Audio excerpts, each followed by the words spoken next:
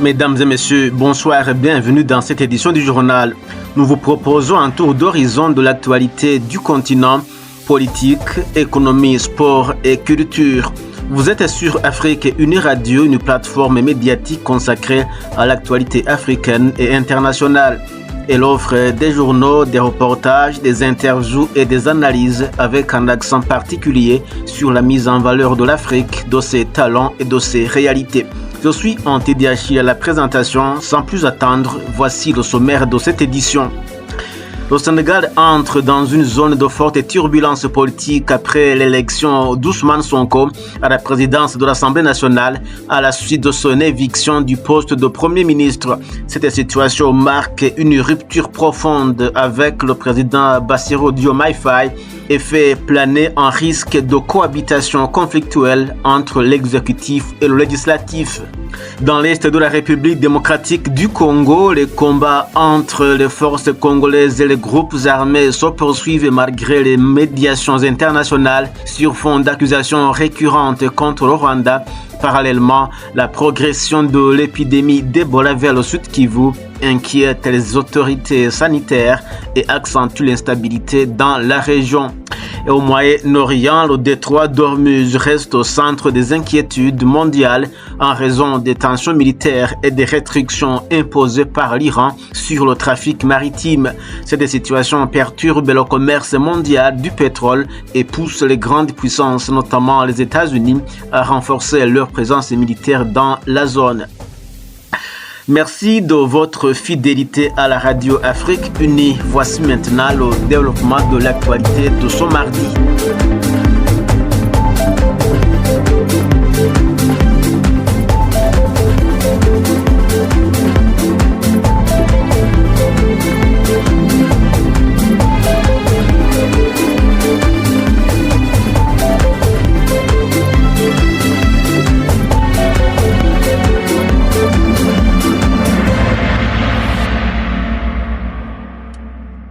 En actualité africaine d'abord, la crise politique prend une nouvelle ampleur ce mardi.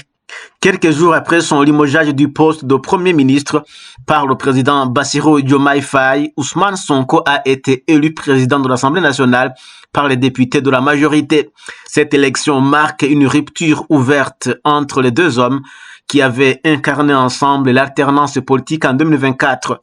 Désormais, le Sénégal entre dans une phase de forte tension institutionnelle avec un risque de bras de fer entre la présidence et le Parlement.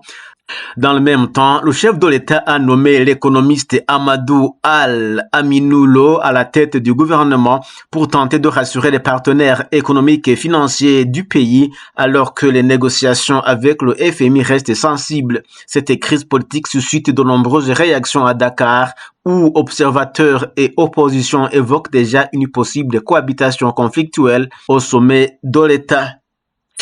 Entre la République démocratique du Congo et le Rwanda, les tensions restent vives ce mardi autour de la crise sécuritaire dans l'Est congolais. Malgré les médiations menées à Doha et les pressions internationales, Kinshasa accuse toujours Kigali de soutenir les rebelles du M23 tandis que le Rwanda réclame la neutralisation des groupes armés hostiles présents en RDC.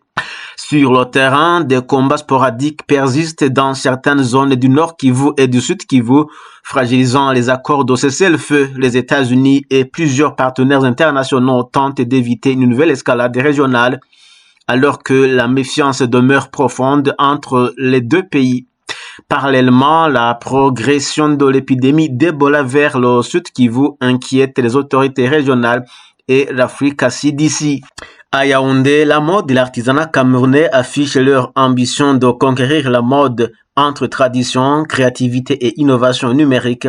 Le Forum international des métiers de la mode, du design et de l'artisanat met en vitrine le talent local et son rayonnement à l'international.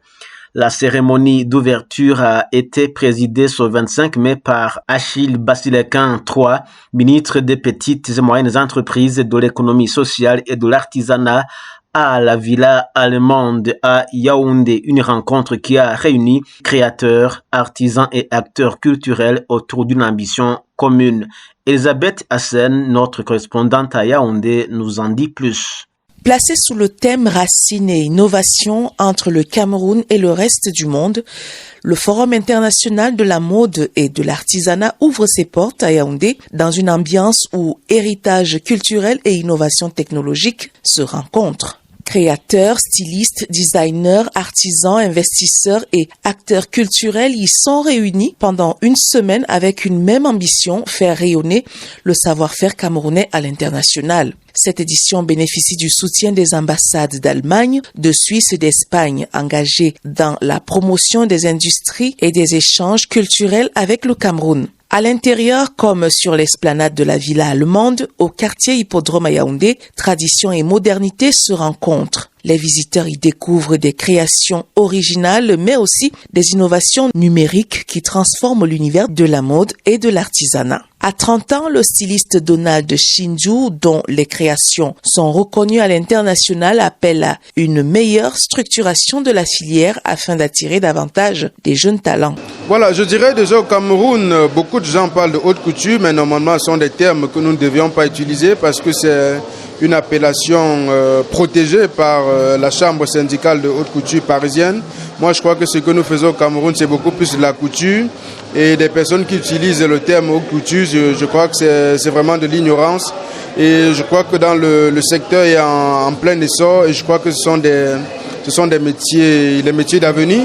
Parce qu'aujourd'hui, vous voyez des entreprises comme Louis Vuitton ou bien Yves Saint Laurent, ce sont des entreprises qui ont des chiffres d'affaires qui explosent. Et on se dit, c'est forcément les métiers de l'avenir. Et moi, je vais dire, je profite de cette vitrine pour inviter la jeunesse camerounaise véritablement de se former parce que je pense que les métiers de la couture, c'est vraiment l'avenir. Parce qu'aujourd'hui, vous voyez, il y a pas mal de centres de formation professionnelle à Yaoundé, mais la question qu'on se pose vraiment, qui sont ces formateurs? Parce qu'il faut éviter de confondre des personnes qui sont passionnées par un métier et qui décident d'investir et des personnes qui ont une qualification professionnelle.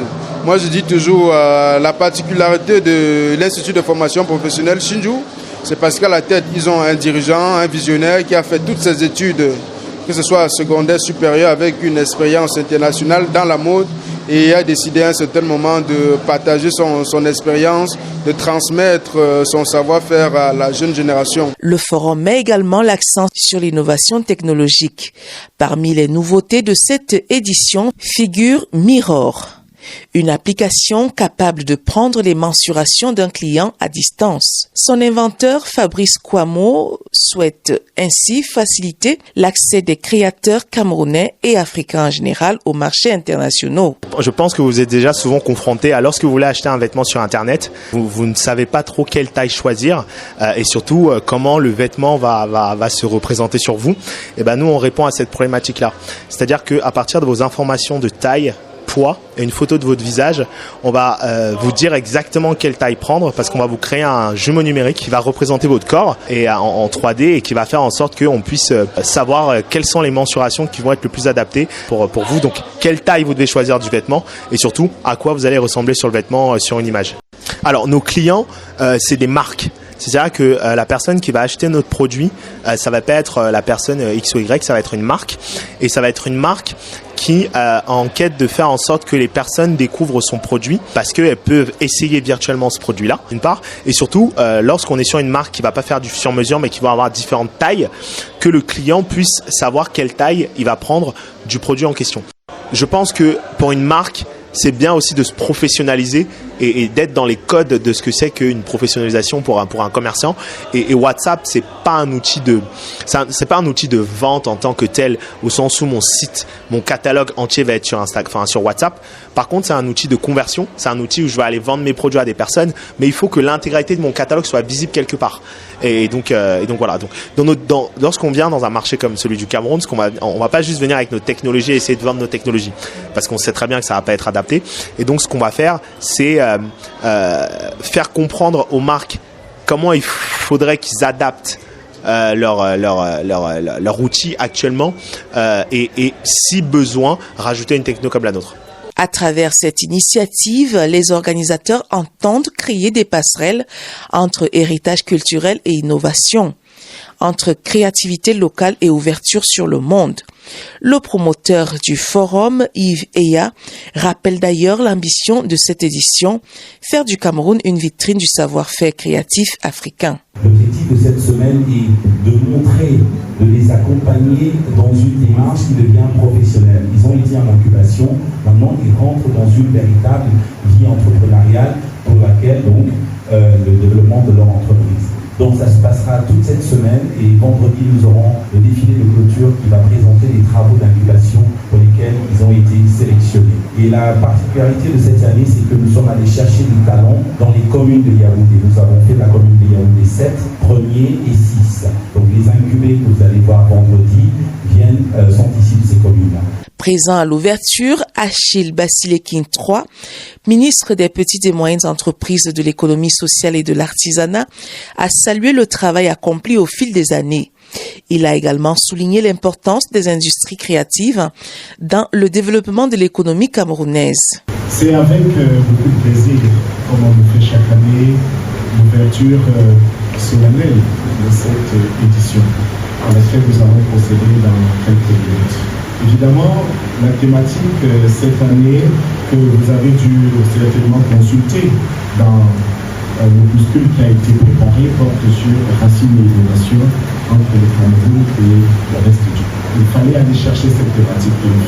Je voudrais saisir cette opportunité déjà pour te féliciter publiquement pour ce formidable travail qu'elle a mené depuis toutes ces années. Défilés, conférences, ateliers et rencontres professionnelles rythmeront cette édition 2026 du Forum. Un événement qui ambitionne de démontrer que les racines culturelles camerounaises peuvent dialoguer avec l'innovation et séduire le monde entier. Elisabeth Hassen à Yaoundé pour Aouba. Aux Comores, l'assassinat d'une jeune fille de 22 ans, Naïcha Madi Abdou, secoue l'Union des Comores depuis ce week-end.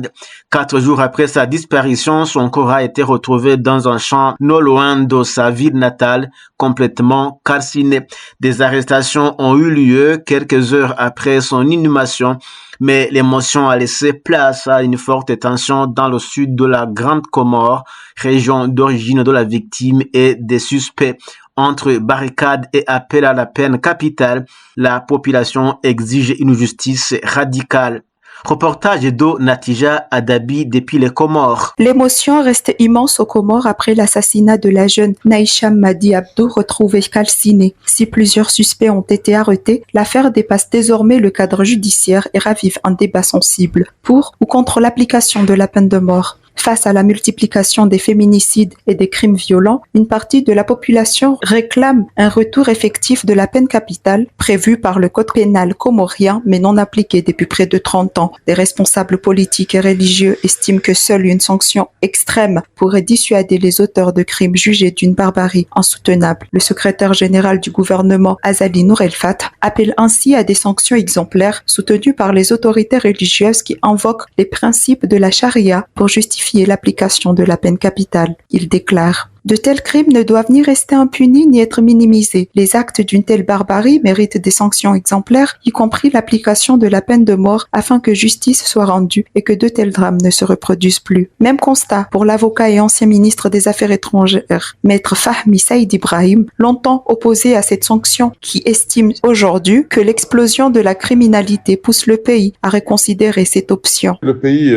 est surpeuplé. Nous avons une des densités les plus élevées au monde. La promiscuité et dans l'absence d'infrastructures, l'appauvrissement de la population. Je crois que tous les ingrédients sont réunis pour qu'il y ait une déconfiture dans notre société. C'est pourquoi je pense que malheureusement, je n'ai jamais été un adepte de l'exécution, de l'application de la peine de mort, mais je crains que malheureusement, que nous n'ayons pas d'autres alternatives que d'exécuter les sentences rendues par nos juridictions. Rien sur le plan légal n'empêche cette exécution. Mais d'autres voix mettent met en garde contre une réponse uniquement punitive. Des avocats et défenseurs des droits humains estiment que la peine de mort ne réglera pas les causes profondes de la violence. Selon eux, le problème est aussi social, éducatif et politique. La réponse à ces meurtres crapuleux ne peut donc pas être uniquement judiciaire. Ce n'est pas la peine de mort qui réglera ce problème. Le mal est bien plus profond. Il est social. Cessons de nous défouler uniquement sur la justice. Elle n'est souvent que le dernier rempart, intervenant quand tous les autres ont déjà cédé. Ceux de l'éducation, de la culture et d'un État exemplaire. Tant que la violence sera la norme au sommet, elle continuera de faire des victimes parmi les plus innocents d'entre nous. Aux Comores, la dernière exécution remonte à 1997. Pourtant, 19 personnes restent actuellement condamnées à mort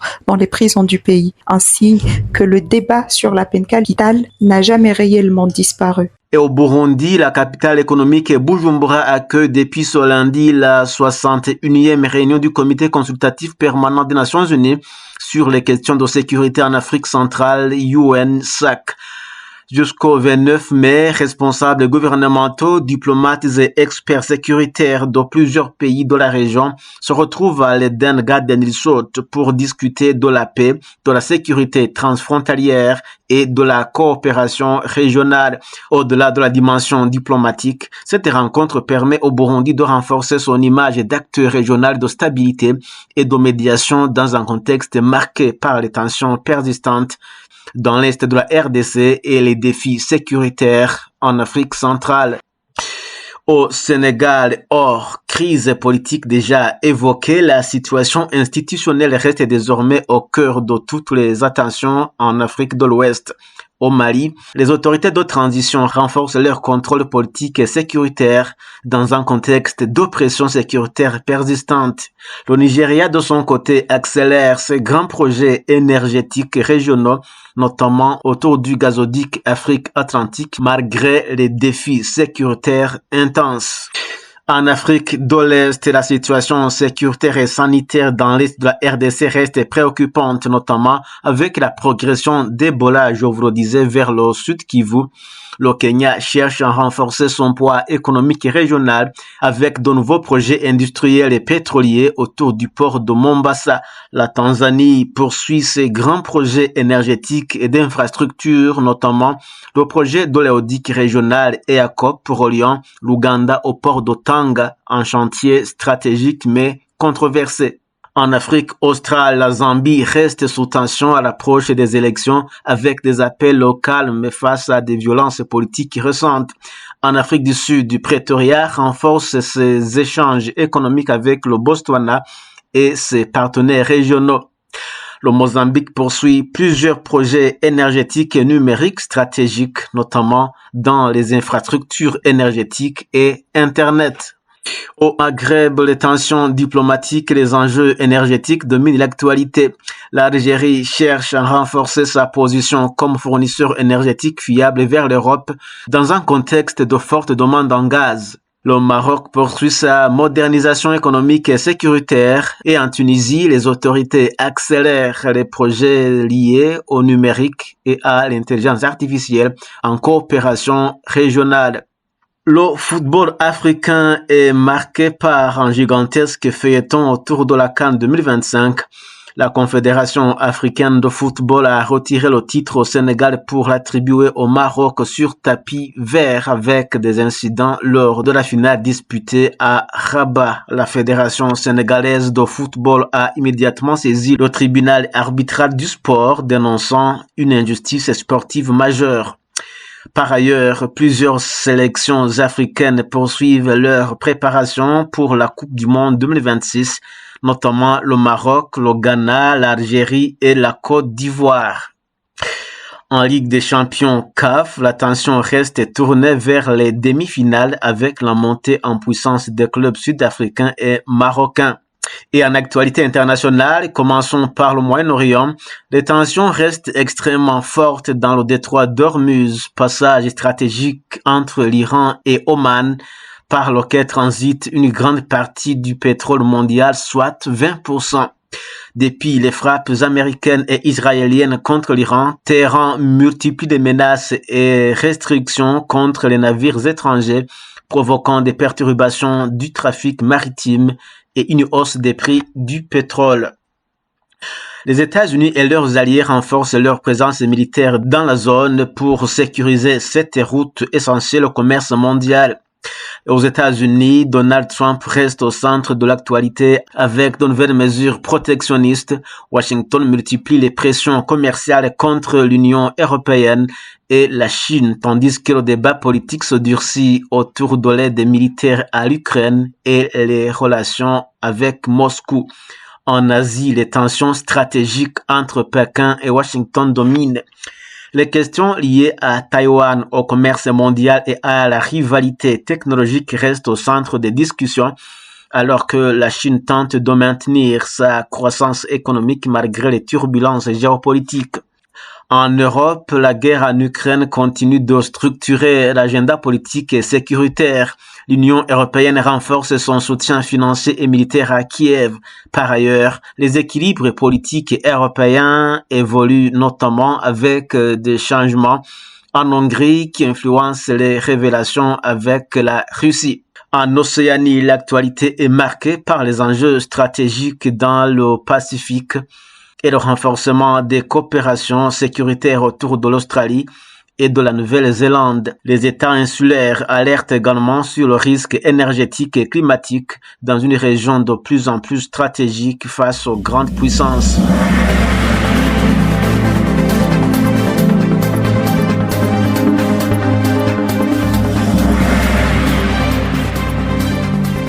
C'est la fin de cette édition. Merci pour votre fidélité. Restez connectés à l'actualité en continu sur nos pages Facebook et X. Retrouvez-nous très prochainement pour un nouveau journal sur Afrique Unie Radio, ici en Teddy Achille. À très bientôt.